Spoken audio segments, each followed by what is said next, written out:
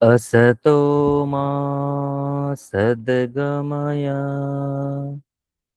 तमसो मा ज्योतिर्गमय मृत्योर्मामृतङ्गमय ॐ शान्ति शान्ति शान्तिः। অসৎ থেকে আমাকে সতের দিকে নিয়ে চলো, অন্ধকার থেকে আমাকে আলোর দিকে নিয়ে চলো, মৃত্যু থেকে আমাকে অমৃতের পথে নিয়ে চলো। ওম শান্তি শান্তি শান্তি। ওম স্থাপকায় চ ধর্মস্য सर्वधर्मस्वरूपिणे अवतारवरिष्ठाय रामकृष्णाय ते नमः। जननीं शारदां देवीं रामकृष्णं जगद्गुरुं पादपद्मे तयो श्रित्वा प्रणमामि मुहुर्मुहुः। नमः श्रीयतिराजाय विवेकानन्दसूरये सच्चित्सुखस्वरूपाय स्वामिने तापहारिणे एकदन्तं महाकायं लम्बोदरं गजाननं विघ्ननाशकरं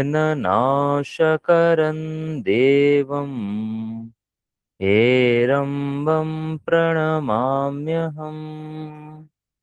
जवाकुसुमसङ्काशं काश्यपेयं महाद्युतिं ध्वान्तारिं सर्वपापघ्नं प्रणतोऽस्मि दिवाकरम्। नमः शिवाय शान्ताय कारणत्रयहेतवे निवेदयामि चात्मानं गतिस्त्वं परमेश्वर। भद्रकाल्यै नमो नित्यं सरस्वत्यै नमो नमः। वेदांग विद्यास्थानेभ्य एव च। जय जय देवि चराचरसारे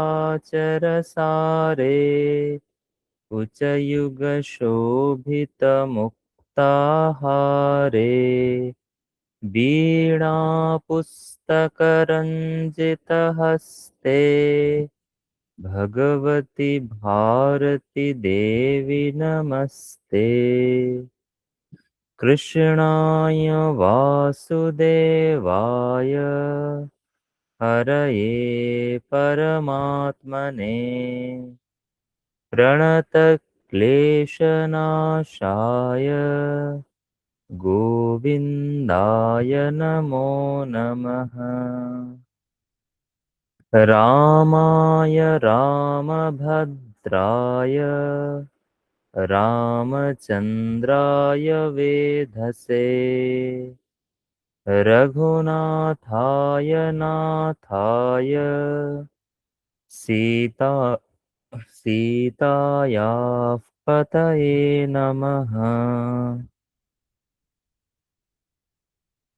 सर्वमङ्गलमङ्गल्ये शिवे सर्वार्थसाधिके शरण्ये त्र्यम्बके गौरी नारायणि नमोऽस्तु ते।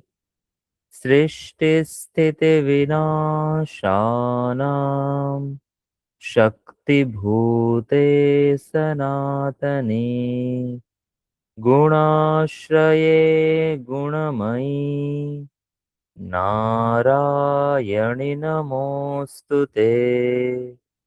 शरणागतदीनार्त परित्राणपरायणे सर्वस्यार्तिहरे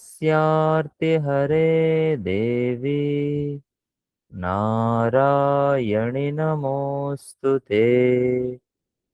गुरुर्ब्रह्मा गुरुर्विष्णुः गुरुर्देवो महेश्वरः गुरुरेव परं ब्रह्म तस्मै श्रीगुरवे नमः। अखण्डमण्डलाकारं व्याप्तं येन चराचरम् तत्पदं दर्शितं येन तस्मै श्रीगुरवे नमः। सर्वे भवन्तु सुखिनः सर्वे सन्तु निरामयाः सर्वे भद्राणि पश्यन्तु मा कश्चित् दुःखभाग् भवेत्। ॐ शान्ति शान्ति शान्तिः। हरिः ॐ तत्सत्।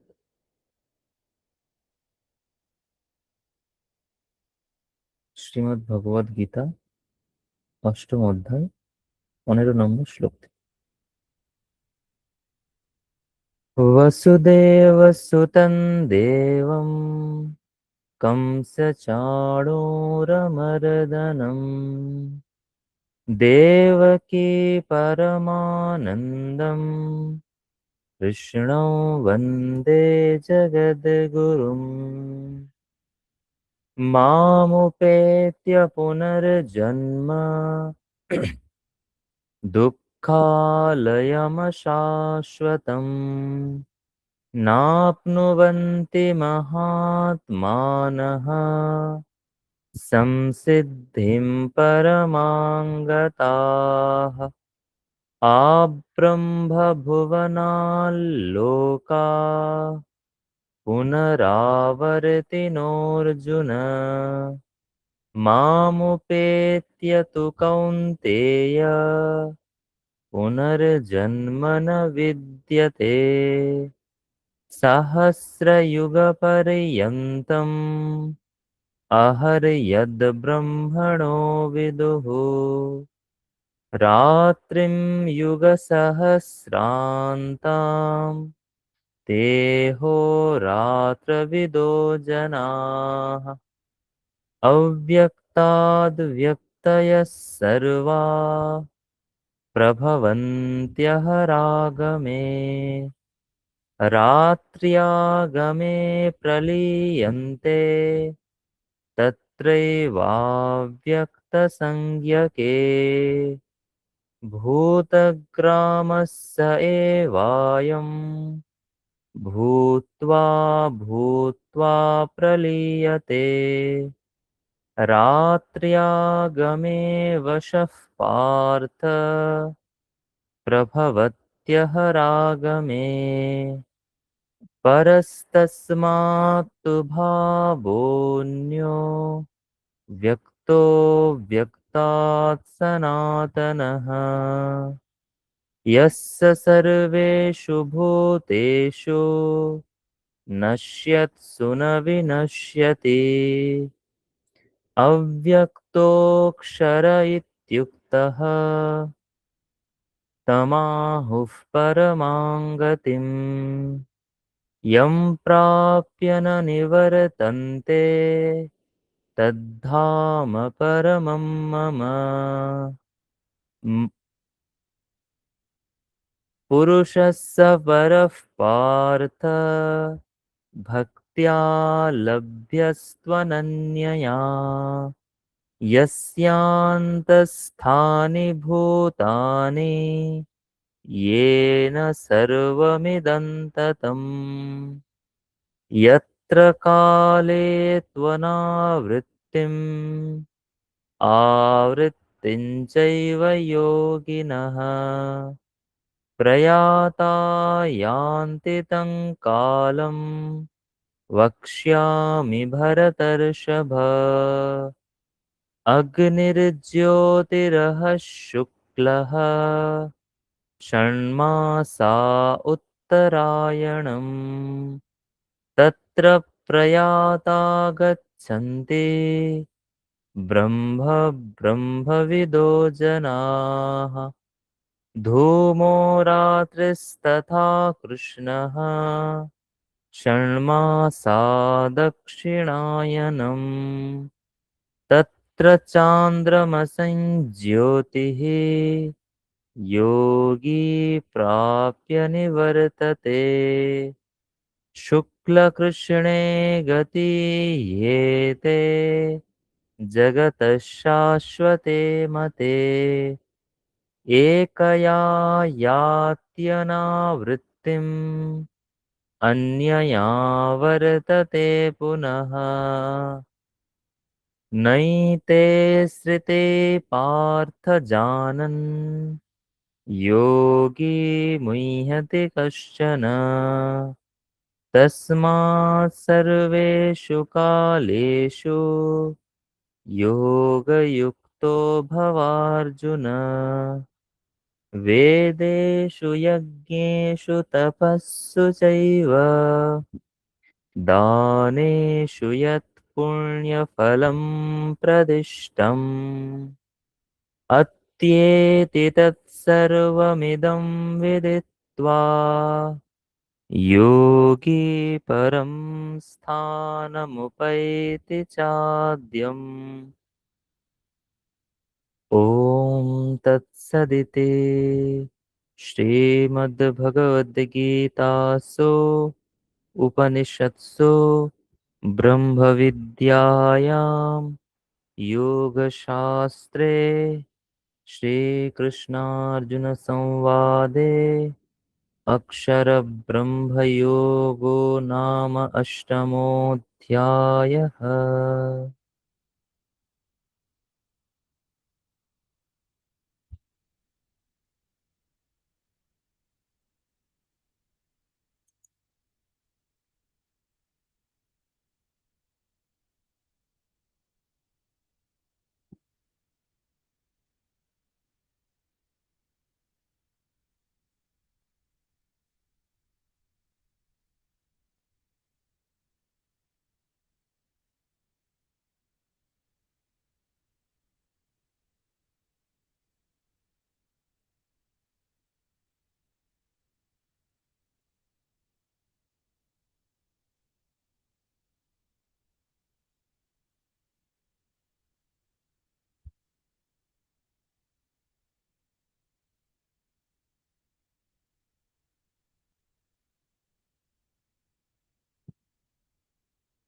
আজকের মনন শ্রীমদ্ ভগবদ গীতা সপ্তম অধ্যায় পঞ্চম শ্লোক।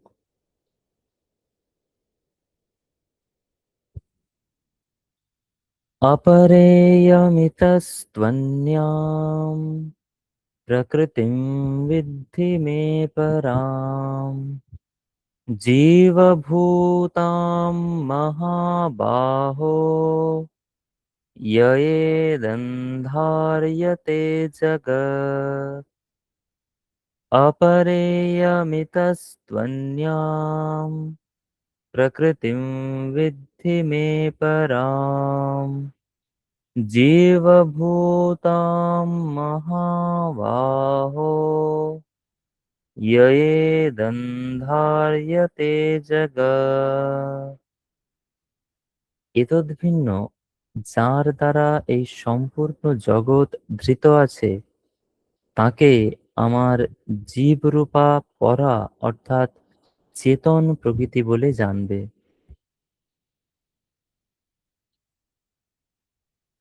সপ্তম অধ্যায়ে ভগবান শুরু করেছেন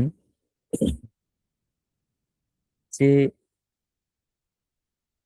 যে বিদ্যা জানলে ভগবানকে সম্পূর্ণরূপে জানা যাবে, সেই জ্ঞান বিজ্ঞান সমেত সম্পূর্ণ বিদ্যাকে ভগবান বলবেন এখানে। সেই প্রসঙ্গে ভগবান বলতে শুরু করেছেন যে এই যে জ্ঞান, সম্পূর্ণরূপে ভগবানের জ্ঞান, সেটা সকলে লাভ করে না। হাজার হাজার মানুষের মধ্যে ভগবানকে পাওয়ার জন্য খুব কম ব্যক্তি চেষ্টা করে। আর যারা ভগবানকে পাওয়ার জন্য চেষ্টা করে, তাদের মধ্যেও খুব খুব কম ব্যক্তি ভগবানকে লাভ করে থাকে। এটা বলার পর তারপর তিনি তার প্রকৃতি, তার দুই প্রকৃতি, ভগবানের দুটি প্রকৃতিকে ব্যাখ্যা করছেন, যে পরা প্রকৃতি এবং অপরা প্রকৃতি। আগের দিন 4 নম্বর শ্লোকে আমরা দেখেছিলাম অপরা প্রকৃতির কথা বলছেন। পঞ্চ মহাভূত বা তন্মাত্র, মন, বুদ্ধি এবং অহংকার, এই আটটি নিয়ে, আটটি অঙ্গ নিয়ে তার অপরা প্রকৃতি, ভগবান সেই কথা বলেছেন। আর বর্তমান শ্লোকে বলছেন পরা প্রকৃতির কথা। পরা প্রকৃতি হলো জীব, সেটা এখানে বলছেন। অপরা ইয়ম ইতস্তু অন্যাম প্রকৃতিম বিদ্ধি মে পরাম। অর্থাৎ আগের প্রকৃতি, অর্থাৎ অষ্টাঙ্গ বিশিষ্ট যে প্রকৃতি, সেই প্রকৃতি হচ্ছে অপরা প্রকৃতি। অপরা তার নাম কেন? কারণ শঙ্করাচার্য বলছেন অপরা ন পরা নিকৃষ্টা অশুদ্ধা অনর্থকরী সংসার বন্ধনাত্মিকা ইহ। অর্থাৎ সেটা হলো, আগের দিনও বলেছিলাম যে মায়া শক্তি বা অবিদ্যা শক্তি, সেই জন্য সেটা পরা নয়। পরা নয় মানে, পরা মানে, পরা শব্দের অর্থ হচ্ছে উৎকৃষ্ট, সর্বোৎকৃষ্টকে পর শব্দের দ্বারা সংস্কৃত করা হয়। পর মানে হাইয়েস্ট বা সবার থেকে শ্রেষ্ঠ। আর এটা অপরা, অর্থাৎ হাইয়েস্ট নয়, নিকৃষ্ট, সেটা অশুদ্ধ, অনর্থকরী। অর্থাৎ আমাদেরকে, আমরা যদি এই অপরা প্রকৃতির উপাসনা করি, তাহলে সে আমার কখনো অভীষ্ট লক্ষ্যে পৌঁছে দেবে না। কারণ এই প্রকৃতি সংসার বন্ধনে আমাকে জড়িয়ে রাখে। এই যে পঞ্চ মহাভূত বা পঞ্চ তন্মাত্র, মন, বুদ্ধি, অহংকার, এর মধ্যে যদি আমি ডুবে থাকি, বাইরের বিষয়ে যদি আমি ডুবে থাকি, যেটা বাইরের প্রকৃতি, জড় প্রকৃতি, তাতে যদি আমি আসক্ত হয়ে থাকি, তাহলে সেটা আমার সংসার বন্ধনের কারণ হবে। সংসার থেকে মোক্ষের কারণ কখনোই হবে না। কিন্তু এর থেকে যে ভিন্ন প্রকৃতি, যেটাকে পরা প্রকৃতি বলছে, যেটা বিশুদ্ধ, যেটা ভগবানের আত্মভূত, যেটা উৎকৃষ্ট, সেই জীব রূপ, যে চেতন রূপ যে প্রকৃতি, জীবভূতাম মহাবাহ ইয়েদম ধার্যতে জগৎ, যেটা জীব হয়েছে, জীব মানে আত্মা, চৈতন্য হয়ে যেই প্রকৃতি আছে, এবং যেই প্রকৃতি ইয়া, যার দ্বারা ইদম জগৎ ধার্যতে, এই জগৎ যার দ্বারা ধৃত হয়ে আছে, অর্থাৎ এই চৈতন্যই জগৎকে ধরে রেখেছে। কারণ চৈতন্য জগতের প্রত্যেকটি বস্তুর মধ্যে আছে। শঙ্করাচার্য বলছেন ইয়া প্রকৃতিয়া ইদম জগৎ ধার্যতে অন্তঃ প্রবিষ্টয়া। অর্থাৎ প্রত্যেকটা বিষয়ের মধ্যে, প্রত্যেকটা জড়বস্তুর মধ্যে চেতন ঢুকে আছে, চেতন অন্তঃ প্রবিষ্ট আছে। সেই জন্যই এই জড় প্রকৃতির থেকে চেতন প্রকৃতি উৎকৃষ্ট, এবং এই জন্যই এই চেতন প্রকৃতি জড় প্রকৃতিকে ধারণ করে আছে। প্রকৃতপক্ষে এখানে দুটো প্রকৃতির কথা বলা হচ্ছে, একটি জড় প্রকৃতি আর একটি চেতন প্রকৃতি। যদিও চেতন প্রকৃতি এই শব্দের দ্বারা ভগবান বলছেন, এখানে চেতন প্রকৃতি শব্দের দ্বারা বা জীব শব্দের দ্বারা চৈতন্য, অর্থাৎ যেটা আত্মা, জীবাত্মা, তাকে বোঝানো হচ্ছে। তার একটা হচ্ছে জীবাত্মা আর একটা হচ্ছে জড় বিষয়। জড় বিষয় হচ্ছে অপরা প্রকৃতি, আর চেতন বিষয় হচ্ছে, বা এই যে জীব আত্মা, বিশুদ্ধ আত্মা, সে হচ্ছে চেতন প্রকৃতি। এই দুই ধরনের প্রকৃতি আছে বলে আমার জানবে, এটি ভগবান এই শ্লোকে এবং আগের শ্লোকে ২ জায়গায় ব্যাখ্যা করেছেন।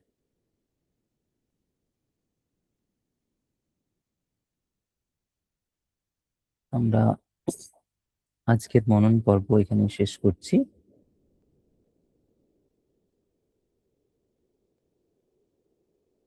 আপনারা আপনাদের প্রাত্যহিক জপ, ধ্যান, পূজা পাঠ প্রভৃতির মাধ্যমে একটি নূতন সুন্দর দিন শুরু করুন।